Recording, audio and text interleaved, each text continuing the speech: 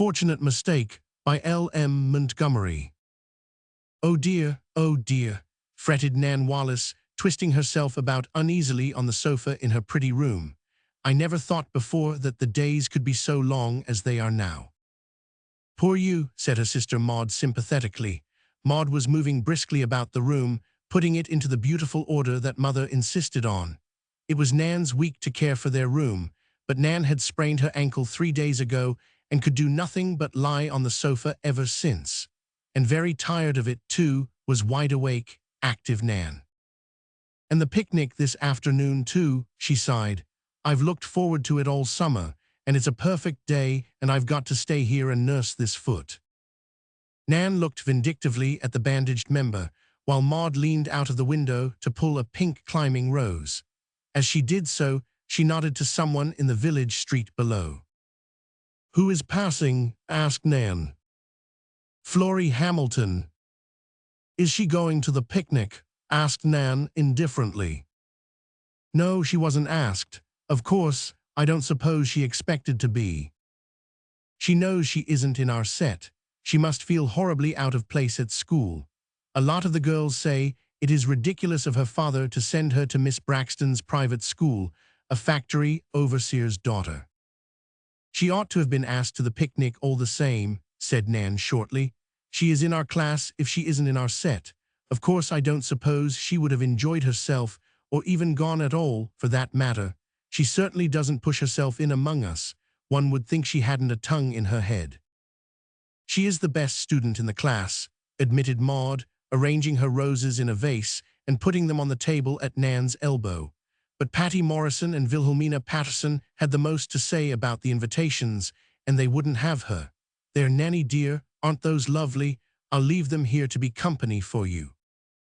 I'm going to have more company than that, said Nan, thumping her pillow energetically. I'm not going to mope here alone all the afternoon, with you off having a jolly time at the picnic. Write a little note for me to Florrie Hastings, will you? I'll do as much for you when you sprain your foot. What shall I put in it? Said Maud, rummaging out her portfolio obligingly. Oh, just ask her if she will come down and cheer a poor invalid up this afternoon. She'll come, I know, and she is such good company. Get Dickie to run right out and mail it. I do wonder if Florrie Hamilton will feel hurt over not being asked to the picnic, speculated Maud absently as she slipped her note into an envelope and addressed it. Florrie Hamilton herself could best have answered that question as she walked along the street in the fresh morning sunshine. She did feel hurt, much more keenly than she would acknowledge even to herself. It was not that she cared about the picnic itself. As Nan Wallace had said, she would not have been likely to enjoy herself if she had gone among a crowd of girls, many of whom looked down on her and ignored her.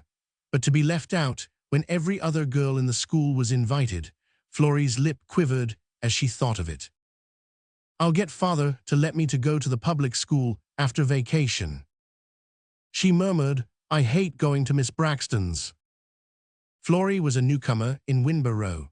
Her father had recently come to take a position in the largest factory of the small town. For this reason, Florrie was slighted at school by some of the ruder girls and severely left alone by most of the others. Some, it is true, tried at the start to be friends, but Florrie, too keenly sensitive to the atmosphere around her to respond, was believed to be decidedly dull and mopey. She retreated further and further into herself and was almost as solitary at Miss Braxton's as if she had been on a desert island. They don't like me because I am plainly dressed, and because my father is not a wealthy man, thought Florrie bitterly. And there was enough truth in this, in regard to many of Miss Braxton's girls, to make a very uncomfortable state of affairs. Here's a letter for you, Flo, said her brother Jack at noon. Got it at the office on my way home. Who is your swell correspondent? Florrie opened the dainty, perfumed note and read it with a face that, puzzled at first, suddenly grew radiant. Listen, Jack, she said excitedly. Dear Florrie, Nan is confined to house, room, and sofa with a sprained foot. As she will be all alone this afternoon, won't you come down and spend it with her? She very much wants you to come. She is so lonesome, and thinks you will be just the one to cheer her up. Yours cordially, Maud Wallace. Are you going? Asked Jack. Yes, I don't know, I'll think about it, said Florrie absently. Then she hurried upstairs to her room. Shall I go? She thought. Yes, I will. I dare say Nan has asked me just out of pity because I was not invited to the picnic, but even so it was sweet of her. I've always thought I would like those Wallace girls if I could get really acquainted with them. They've always been nice to me, too. I don't know why I am always so tongue-tied and stupid with them, but I'll go anyway. That afternoon, Mrs. Wallace came into Nan's room. Nan, dear, Florrie Hamilton is downstairs asking for you. Florrie Hamilton. Yes, she said something about a note you sent her this morning. Shall I ask her to come up? Yes, of course, said Nan lamely. When her mother had gone out, she fell back on her pillows and thought rapidly. Florrie Hamilton, Maud must have addressed that note to her by mistake, but she mustn't know it was a mistake, mustn't suspect it. Oh dear, what shall I ever find to talk to her about? She is so quiet and shy. Further reflections were cut short by Florrie's entrance. Nan held out her hand with a chummy smile. It's good of you to give your afternoon up to visiting a cranky invalid, she said heartily. You don't know how lonesome I've been since Maud went away. Take off your hat and pick out the nicest chair you can find, and let's be comfy. Somehow Nan's frank greeting did away with Florrie's embarrassment and made her feel at home. She sat down in Maud's rocker, then, glancing over to a vase filled with roses, her eyes kindled with pleasure. Seeing this, Nan said, Aren't they lovely? We Wallaces are very fond of our climbing roses. Our great-grandmother brought the roots out from England with her 60 years ago, and they grow nowhere else in this country. I know, said Florrie, with a smile. I recognized them as soon as I came into the room. They are the same kind of roses as those which grow about Grandmother Hamilton's house in England. I used to love them so. In England? Were you ever in England?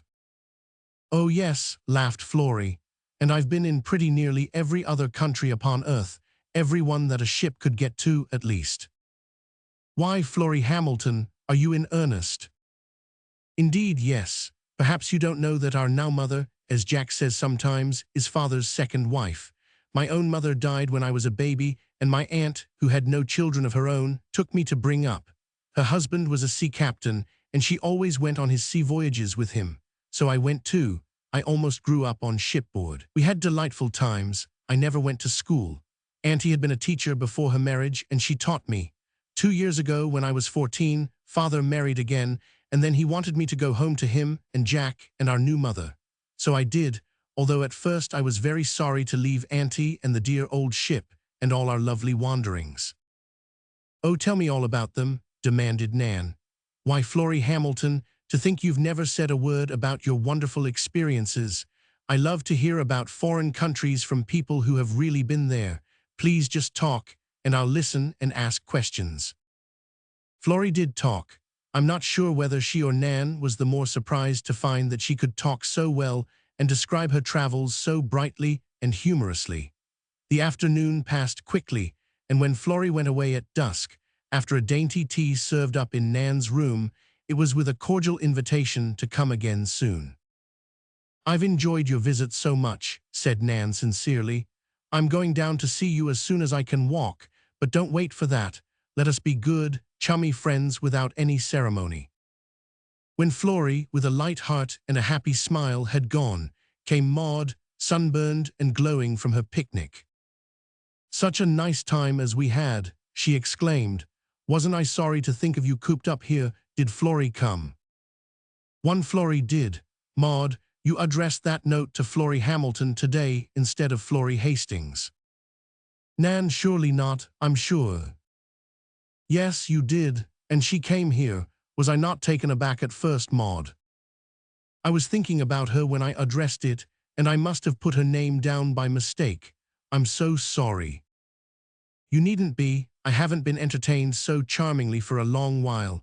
Why, Maud, she has traveled almost everywhere, and is so bright and witty when she thaws out. She didn't seem like the same girl at all. She is just perfectly lovely. Well, I'm glad you had such a nice time together. Do you know, some of the girls were very much vexed because she wasn't asked to the picnic. They said that it was sheer rudeness not to ask her, and that it reflected on us all, even if Patty and Wilhelmina were responsible for it. I'm afraid we girls at Miss Braxton's have been getting snobbish, and some of us are beginning to find it out and be ashamed of it. Just wait until school opens, said Nan, vaguely enough it would seem, but Maud understood. However, they did not have to wait until school opened. Long before that time, Winborough girlhood discovered that the Wallace girls were taking Florrie Hamilton into their lives. If the Wallace girls liked her, there must be something in the girl more than was at first thought, thus more than one of Miss Braxton's girls reasoned. And gradually the other girls found, as Nan had found, that Florrie was full of fun and an all-round good companion when drawn out of her diffidence. When Miss Braxton's school reopened, Florrie was the class favorite. Between her and Nan Wallace, a beautiful and helpful friendship had been formed which was to grow and deepen through their whole lives. And all because Maud, in a fit of abstraction, wrote Hamilton for Hastings, said Nan to herself one day, but that is something Florrie Hamilton will never know.